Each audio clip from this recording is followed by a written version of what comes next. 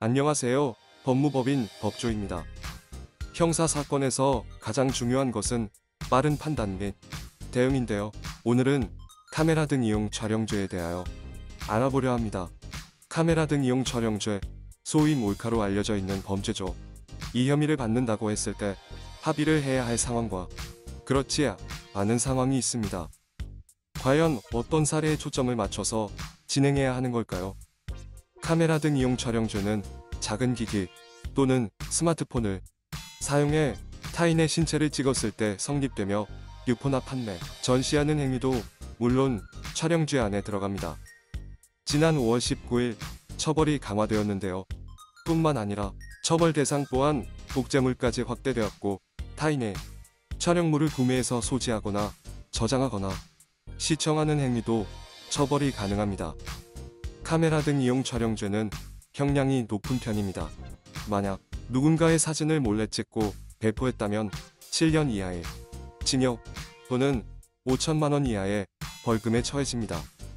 이 행위가 영리를 목적으로 했을 때는 벌금형 없이 7년 이하 징역형이 내려지고요. 소지, 구입, 저장, 시청을 했을 때는 각 3년 이하 징역에 3천만 원 이하의 처벌을 받게 됩니다. 본론에 들어가기 앞서 카메라 등 이용 촬영죄가 무서운 점은 합의가 진행되어도 형사사건 진행을 막을 수 없다는 것인데요. 피해자가 처벌 불원서를 제출하면 양형 자료로 쓰이는 건 가능합니다. 초범이어도 기소유예는 기대할 수 없고 선처를 받아 벌금형만 받더라도 보안 처분이나 승진, 제한, 비자발급 제한과 전자발찌, 신상정보 공개, 고지 등이 추가될 수 있답니다. 그럼 어떨 때 합의를 하면 안 될까요? 꼭 모든 상황에서 합의를 해야 하는 것은 아닙니다. 사건 정황을 살펴봤는데 피의자에게 혐의가 없다면 인정할 필요가 없기 때문인데요. 그보다는 본인의 무고함을 입증하는 편이 유리합니다. 원법결의 성추행에 휘말려 현행범 체포가 됐을 때 당황한 나머지 말을 잘못하는 경우가 많습니다. 이때 반성하는 빛을 보이면 선처되겠거니 무난하게 끝나겠거니 생각하면 오산입니다.